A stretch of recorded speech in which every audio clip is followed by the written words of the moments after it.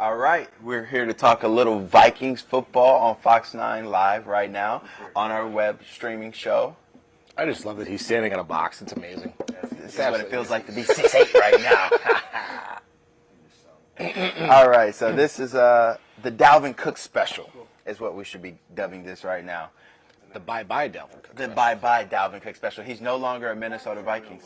Yeah, he's no longer a Minnesota Vikings. So now we'll get into where he's going to go here later on in the broadcast. But right now we're going to talk about what this means for the Minnesota Vikings and what not moving forward. So he's gone. This says the Vikings were supposed to pay him $11 million this year. He'll now get $2 million instead, and this will save them $14 million against the cap hit this year. So we knew this move was coming. It was set up all offseason. They let us know that the Vikings were probably going to do this after June 1st, and now it's here. It'll be official more than likely tomorrow on Friday. Yeah, I mean, it's a day where this move has been talked about for months, pretty much ever since the last game of the season against the Giants in the playoffs. Now today we get the finality that something is happening. They're either going to try to trade him by the end of the day or they're going to release him. The Dalvin Cook era is over. I mean, I had to look it up myself today. When I saw 6 years, I'm like, 6 years? That seems like a long time. And I looked it up. Sure enough, second-round pick in 2017. Right. Just came off of his best year of his career, over 1,100 yards rushing, 8 touchdowns. He was finally healthy for a full 17 games, and we saw what he was capable of doing, but this is the economics of the NFL. I think it's important to note that this was not something about Dalvin Cook's talent, and while the Vikings had to let him go, it was more so a salary cap issue. He was owed a lot of money this season, and if the Vikings would have let Dalvin Cook stay on their roster this year, he would have been the third highest paid running back in the National Football League behind Christian McCaffrey and Alvin Kamara. So when you talk about highest paid running backs in the National Football League and then a guy who only averaged 86 yards per game last season, it doesn't make a whole lot of sense to be paying him close to $14 million a season. Like I said, it's the economics of the NFL. The running back position just isn't that much of a demand in the game these days. It's more of an aerial attack with their high-paid quarterbacks and wide receivers. Dalvin Cook playing on $14 million, it just is not going to work. And that's why the writing on the wall for this move was made when the Vikings chose to bring back Alexander Mattison on a 2-year deal worth more than $7 million. That, my friends, is not number 2 running back money. It just simply is not. And the writing was also on the wall in the first round when the team selected Jordan Addison with their first overall pick. They signed a tight end to a $24 million deal. Not all of that is guaranteed in Josh Oliver, but it kind of lets you know he was one of the best blocking tight ends. So it lets you know they had 2 really good tackles in Brian O'Neill and Christian Darrisaw. You bring in Josh Oliver, another guy. So now I'm just envisioning their 12 personnel. When you got Addison lined up on one side, Justin Jefferson on the other side, then one of the top 5 tight ends in the game in T.J. Hockenson, and then you have a max protect for Kirk Cousins to just drop back, have all the time in the world, and pick the zone apart, or let Jordan Addison and Justin Jefferson beat these guys in man coverage. So you kind of assume that Cook didn't have a role in this offense in 2023, and the Vikings are going to make that official. And it's just something important to note, though, when you talk about sustainability in running backs in the National Football League, Dalvin Cook has been one of the best since he entered the NFL. There's only 3 running backs with more rushing yards than him since they entered the NFL: Derrick Henry, Ezekiel Elliott, and Nick Chubb. And as we saw, Zeke got his big contract, but he's not playing right now. He's a free agent looking for a home. So this is the trend for running backs who turn 27, 28 years old, and Dalvin Cook is set to turn 28 in August. You mentioned those names. That's pretty good company to be in with the NFL these days. You mentioned sustainability. I will push back on that a little bit because Dalvin has had some injury issues in the past. It seems like every time he fumbles the ball in a key spot, suddenly he goes off the field, grabbing one of his shoulders. We find out he's been playing for several seasons with a brace on one of his shoulders to try and help the pain. And now finally this year he had his first fully healthy year, played 17 games. I was in the top 5 in the league in rushing. Really contributed to the offense in the first year under Kevin O'Connell. But like we said, that's a high price tag to pay for a running back in the league these days. Especially one who, when you bring up how much he played, 73 games out of a possible 97 in 6 seasons. Not the best, especially when you look at guys like Derrick Henry and Nick Chubb. They have only sustained 1 major injury where they had to miss significant time. So, you don't want to give a running back that much money, but you will miss his presence. And now that he's gone, we have to talk about who's going to fill that void. Cool, Alexander Mattison is there. We know what he can do. He shined a little bit in those games when Dalvin Cook was hurt, but who's going to pick up the bulk load after him? Because I think, as we all know, in the NFL, you have to have a stable of running backs. You can't just have one guy. That's the biggest question. I mean, as we've seen throughout OTAs, Alexander Mattison has gotten all of the first-team work, or at least a majority of it. You're looking at guys like a Ty Chandler, a draft pick a couple years ago, who showed some splashes. You look at a guy like Kene Nwangwu, who's made his mark on special teams. Speed demon on the kick return game, and then you look at the rookie Dwayne McBride out of, I believe, UAB. You can correct me if I'm wrong. We haven't seen a lot of him just because he just signed his rookie deal a couple days ago. So we're kind of wondering what the potential is there. But I really think that based on what's transpired with no Dalvin at any of the OTAs with all of this transpiring, Alexander Mattison getting the bulk of the number one carries, I really think they're just going to lean on him, but they're also going to distribute the ball more through the passing game as opposed to another running back. I think that's what it is, because the other running backs that we named, Kene Nwangwu, he's a return specialist, so they're going to keep him back there. So he may be that speed threat that comes in passing scenarios or third downs. Ty Chandler, you don't know what he's going to do until training camp and preseason, so it's kind of hard for us to speculate on what he's going to do because we haven't seen much from him. And Dwayne McBride, this guy has a lot of upside, very physical.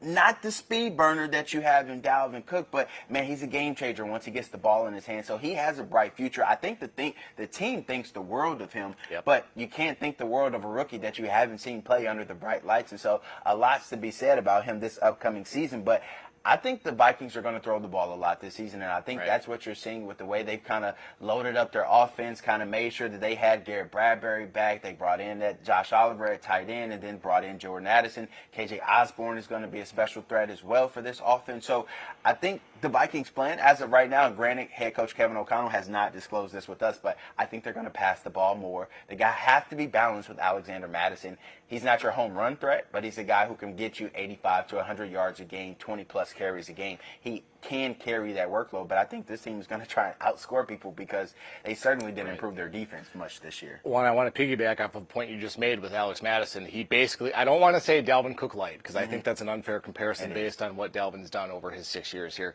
I will say he is maybe a less speedy, a less explosive version of Dalvin Cook. We saw too many times with Dalvin throughout his time here that he would either get hit at the line of scrimmage or behind it for like loss of 2, loss of 3. Then you'd see him pop one for 40. That's great. I personally would like to see more. Give me 3 yards, give me 5 yards, give me 7 yards, give me a short set of downs so I can easily get a third and short, get a first down after a couple plays. I think Alexander Mattison, he's not going to be that home run hitter like you said. Right. I do think he can bring some more consistency to the run game.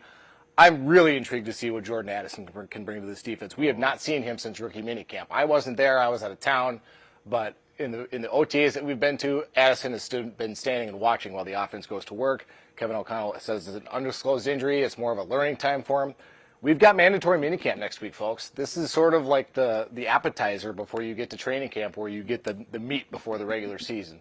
I'm curious to see what the offense looks like when we go to live action next week. I don't think we'll see anything in those practices where we'll kind of get a clear identity of what this team is going to be in 2023. But make no mistake about it, you're not drafting a wide receiver in the first round if you're not going to utilize him a lot this season. And I think if you guys saw head coach Kevin O'Connell's reactions in the draft room when they got Addison, he's like, this is a day one starter, plug and play guy. They have really high expectations. So I don't think that's anything we need to worry about right now. I think he's going to be just fine, especially with Justin Jefferson, because you can't double team him. You can't double team TJ Hockenson. Right. So this spreads everything out on the offense. Now I want to piggyback on something you said about Dalvin Cook and his productivity here later in the seasons. Last season, he led the league in carries with 62, with carries that either didn't add a single yard or lost yardage. That is not good from your running back. And he also had 34.5% of his carries that netted positive yards. So that means that when he was getting the ball 60% of the time,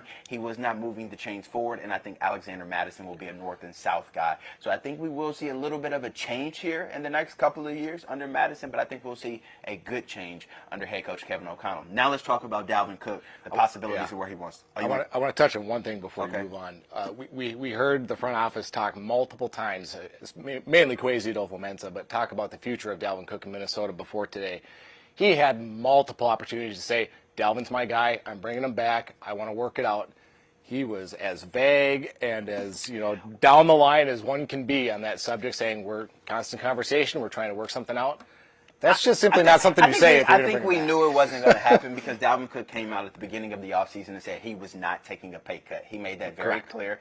And as a running back who's 27 years old, you should not take a pay cut in this league where general managers and NFL head coaches and owners are racking in millions of dollars a year. The players themselves should not be taking discounts, especially a running back that does not get paid their worth until after proving their worth for 4 to 5 years. So I think Dalvin Cook was smart not to take a pay cut. And general manager Kwesi Adolfo-Mensah, there's nothing he can tell us. He can't play his hand and say, you know what, this is what we're going to do. We're going to let this guy go. So, well, and that's my point is you had every opportunity to say Dalvin's my guy, and he never said it once. So that tells you everything you need to know He wasn't the guy moving forward here in Minnesota. Now, as far as where he's going to go, a lot of people are talking about Miami, Denver. Those are the reports coming from NFL Network and ESPN.